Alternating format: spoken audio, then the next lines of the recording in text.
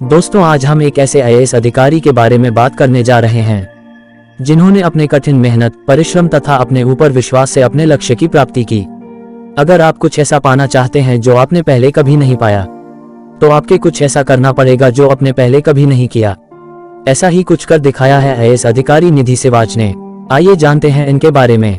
निधि सिवाच ने यूपीएससी की तैयारी के लिए खुद को 6 महीने कमरे में बंद कर लिया था। अपनी असफलता और घरवालों के शादी की शर्त के बीच निधि आईएएस बनी। निष्ठावान होकर अपने लक्ष्य के लिए लगे रहना ही आपकी सफलता को निश्चित करता है। अगर इंसान चाहे तो सब कुछ संभव है और हर लक्ष्य को हासिल कर सकता है। ऐसा ही हरियाणा के गुरुग्राम की रहने वाली निधि सिवाच ने कर दिखाया और अपनी कड़ी मेहनत से आईएएस बन गईं।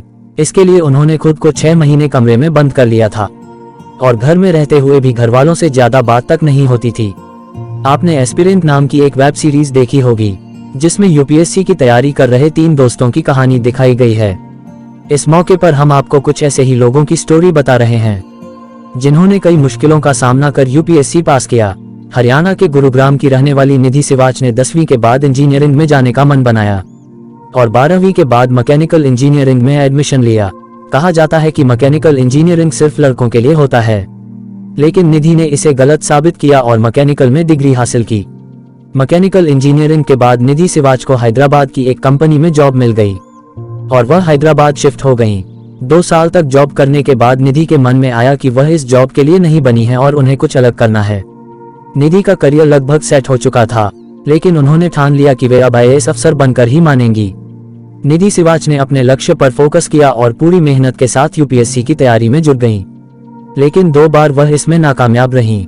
लगातार 2 असफलता के बाद भी निधि सिवाच खुद को पॉजिटिव रखने की कोशिश कर रही थीं। लेकिन इस बीच घरवालों ने उनके सामने शर्त रख दी कि अगर वे इस बार फेल हुई तो उन्हें शादी करनी पड़ेगी।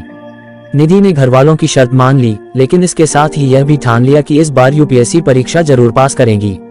निधि सिवाच को पता था कि तीसरा प्रयास उनका अंतिम प्रयास होगा और इस बार अगर वह सफल नहीं होंगी तो उन्हें शादी करनी पड़ेगी। इसलिए उन्होंने तैयारी में सारी ताकत झोंक दी और एग्जाम की तैयारी के लिए निधि ने खुद को करीब 6 महीने तक अपने कमरे में बंद कर लिया।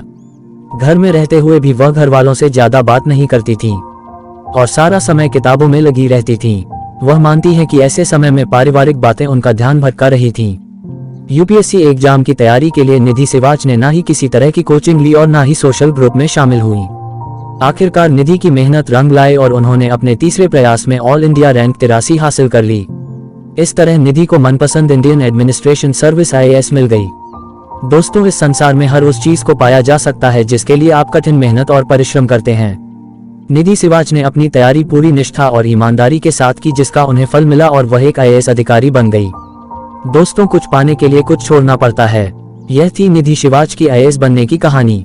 अगर आपको यह कहानी अच्छी लगी हो तो चैनल को सब्सक्राइब करें और प्रमोट करें।